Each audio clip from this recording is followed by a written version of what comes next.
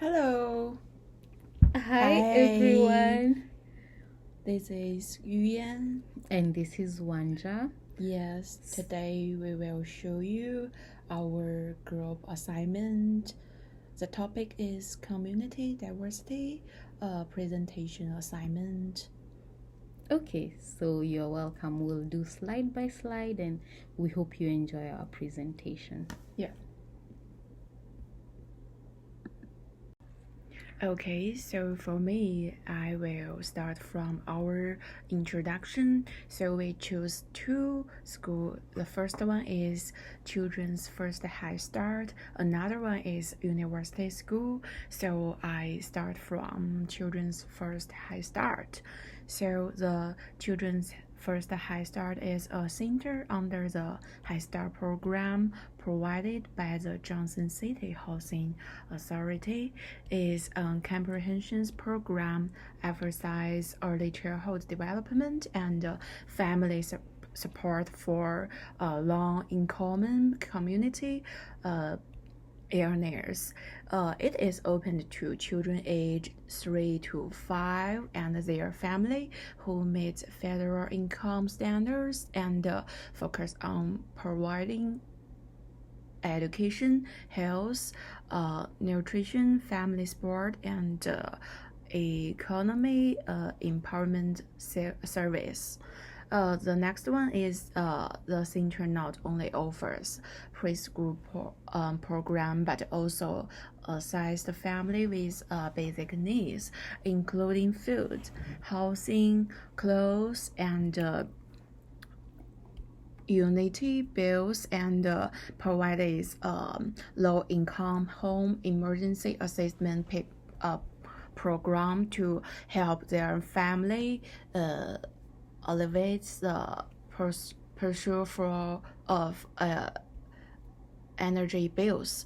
The last one is Children First Head Start Center, an early childhood development center integrating education, health, nutrition, and social service. Plays a vital role in the Johnson City community.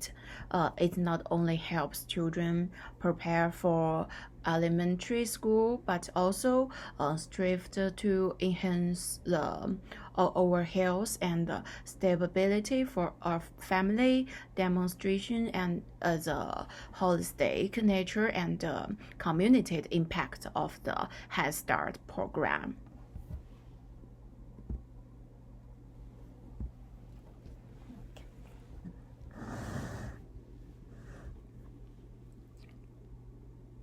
Okay, so the next one is university school. So university school is more of like it's a school in ETSU campus, and mostly the children who attend that school belong to the staff members, and it caters from kindergarten to 12th grade, and it offers a flexible all year round instruction, and there's a good student faculty ratio, and it has been known for its strength in graduation rates and standardized test scores, and also the STEM rankings. As I had mentioned earlier on, it's located in ETSU, and that makes the students also have the ability to access the university's resources and materials, making it a very good choice for the students to study at. So the next page is diversity among the school and the community. Let me introduction our Johnson City community diversity. As of the 2020 sessions, the racial makeup of Johnson City was approximately 78.8% white, 6.8% black, and 2.5% Asian, and 6.3% Hispanic, Latino, and 5.5 other mixed. Our community as a whole is also in areas with culture and ethnic diversity, which has a specific reference value to the diversity of this K-12 school. Our university school, as you know, according to NASH's evaluation report, university school received a B grade in diversity, and its overall performance is considered above average. In 2023, the students' bodies ethnic makeup was follows: 72.3% white and 6.07% black and 4% Hispanic and 2.73% multiracial and 2.52 Asian, with a very small number of Native American and Pacific in Islanders, and almost 9% of the students in SNAC tests were not report. And continue, the school's overall racial diversity is low. National review notes that ETSU has very few minority students and low racial diversity. In terms of geography, there was about 60.6% of students come from outside Tennessee, and 1.75% come from overseas, which is averaging. Then there is a high age diversity with a large proportion of non-traditional age students. They are often a multicultural sport program on campus that are diverse educator group, which conducts bi-weekly training to cultivate diverse awareness. And then about our children's first head start. This one is located in Anthony and a diverse but majority white city. Is enrollment program reflected the community. It would likely be predominantly white, but national trends for Head Start suggest a greater diversity. According to the Head Start program overall policy, Children First must also prioritize serving children from low income,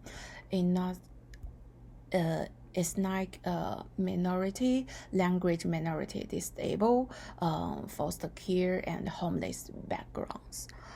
In Head Start program nationwide, Hispanic children make up almost 37%. Black children make up almost about 28%, and Asian children make up only almost about 2%.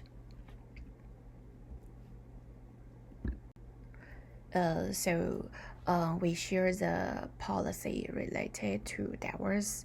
The University School Parents Institution (ETSU) has expressed its commitment to diversity and equity.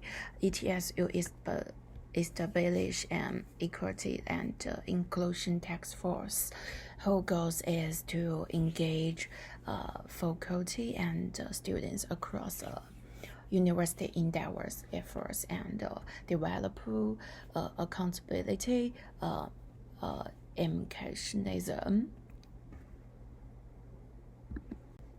The continue our page. The establishment of the working group signifies that there are individuals on campus advocating for the implementation of diversity policy, thereby strengthening of organizations' reflective capacity and institution oversight mechanisms.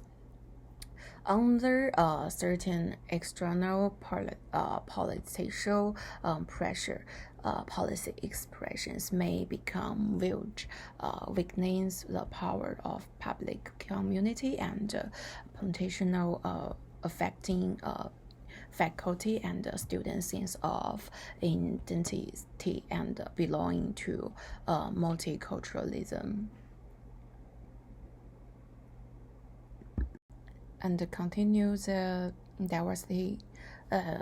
Children's first Head Start policy adhered to federal Head Start program, performance standards, and have broad diversity coverage requirements for its service recipients, including low-income family, foster family, homeless family, and children with disability. The U.S. Department of Education and the Department of Health and Human Service also issued a policy statement promoting inclusive education with a particular focus on diverse participation in early childhood program, including for children with disability. So next part is my partner will be a presentation this and she will introduce how to promote diverse and our advice and so on. We will critical thinking in that page. So let's welcome she come here. Okay, so let's look at how these two schools promote diversity. So we'll start with the Head Start. So they promote diversity by integrating it into the program's structure, using a curriculum that is culturally responsive, and it includes education for children with disabilities and comprehensive support that respects family structures and needs. In addition, the teachers also use diverse learning materials. They celebrate cultural differences, actively engage families, and the Head Start staff are trained to support children from various ethnic, linguistic, and socioeconomic backgrounds. So University School promotes diversity through the programs it has, and these programs support inclusive environments. They admit students from various cultures. They include diversity also in their curricula, and they offer trainings for their faculty and students, and all those trainings promote cultural awareness initiatives. Additionally, they create safe spaces that they also support student organizations. They host celebratory events, and those events foster a sense of belonging for all the students in the diverse backgrounds. So we also noted that the two schools, they collaborate with community resources in that they include professionals, organizations, and services to promote diversity within the school. For example, they connect families to services that offer them food banks. They connect them to government agencies, health services, educational support, and social recreational programs like the many parks we see in Johnson City. So parents can also be able to go and enjoy what the community has as a resource with their children. So we also looked at the different early childhood theories that these two schools practice in their philosophies and how they teach. So we found out that just like any other schools, these two schools are grounded in several key theories of childhood development.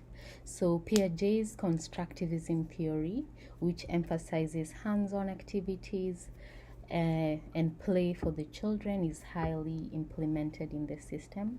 And then we also found out that they include a lot of Vygotsky sociocultural theory, which highlights the importance of social interactions, scaffolding, and the children learning from each other.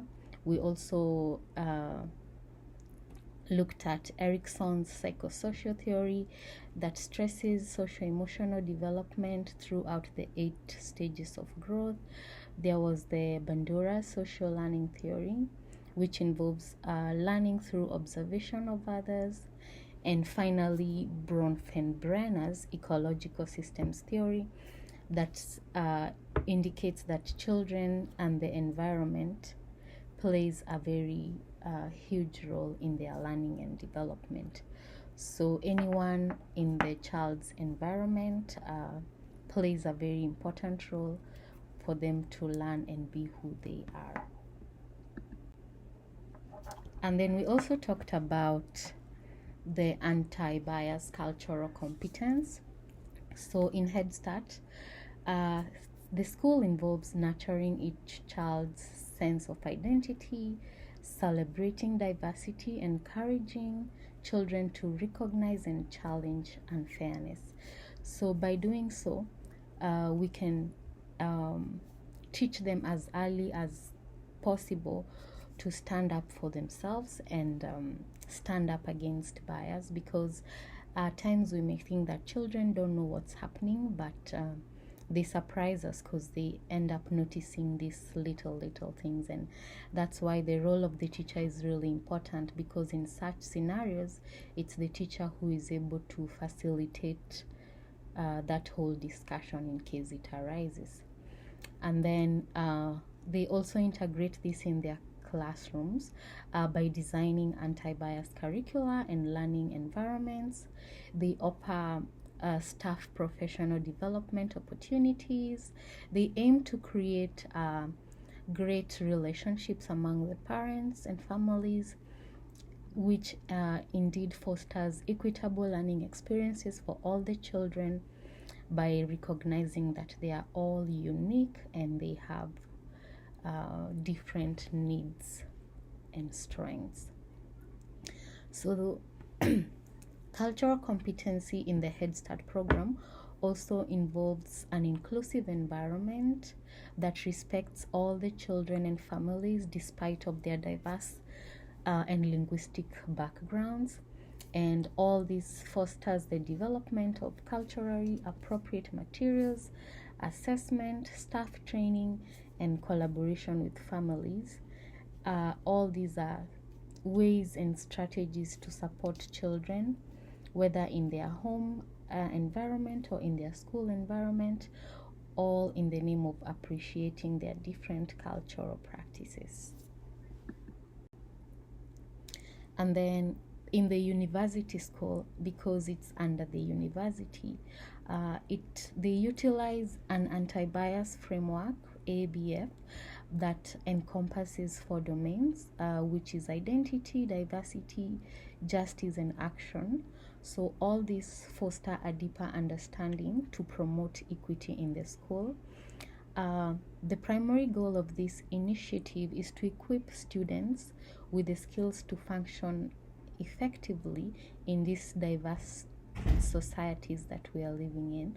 And by doing so, they promote learning, they enable them respect diverse cultures, and also develop the ability to challenge injustice and also take action in case they are faced with such a situation.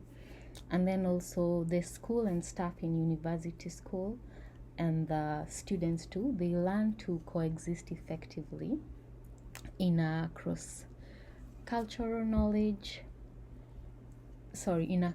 cross-cultural environment by valuing each person as a unique individual from a different culture, and by becoming culturally aware of others' cultures. That's how they become culturally proficient. So what can be done to promote cultural diversity? We've seen that the 2 schools have really made policies and programs that are addressing community diversity. And some of the ways that they can do it is, number one, by a frequent training of the university staff.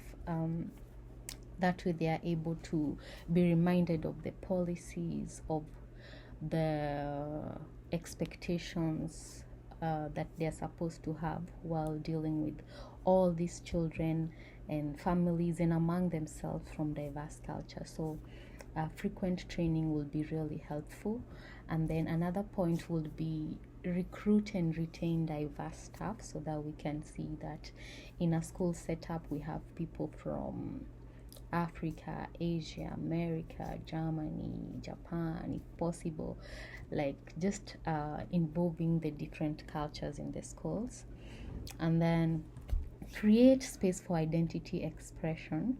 That is, they honor the linguistic, religious, racial, and family diversity through visible and continuous school practices. That's like if there's a cultural day happening in school, they can invite people of different cultures to come along and bring their food, their attires, their music, and that can just be a fun way to promote cultural diversity in the school.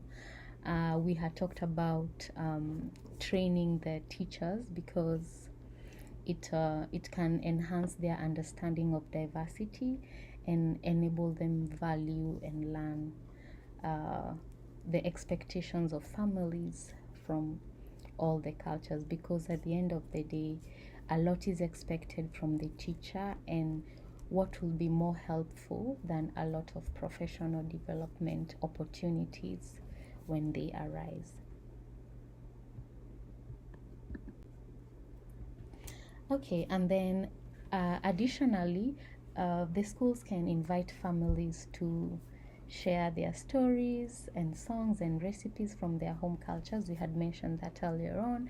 Host multilingual family nights and parents' workshop. Survey families to get to know more about their cultures and make them feel appreciated and represented in the school. And then empower family liaisons who speak home languages to facilitate cultural mediation. It's always a good idea to bring someone outside, a professional from the outside, who can be able to help bridge the gap in there. And also demonstrate a highly cultural sensitive environment, which emphasizes different cultural backgrounds and different language use. As much as the main language will be English, let the other children who also have more than one language be encouraged to speak their language, whether at home or at school. Then in conclusion, based on our research of the two schools, Children First Head Start and University School, they've put in a lot of policies and programs to address diversity and promote fairness. And as much as there's always room for improvement, we see that there are still leaders and teachers who are still going ahead and getting out of their comfort zone in order to learn people of other cultures and how to deal and interact with them. And as much as we live in a political era where national funding sometimes overlooks the Department of Education, we truly appreciate their effort and dedication to make schools fair, welcoming, friendly, and pleasing for everyone. So those are our references, most of our work. Yes, and we are so happy. Thanks for you watching our presentation. Yes, we will post the link on the discussion, and we look forward to interacting with you. Thank you. See you on our Zoom class. Yeah. Thank you. Bye. Bye.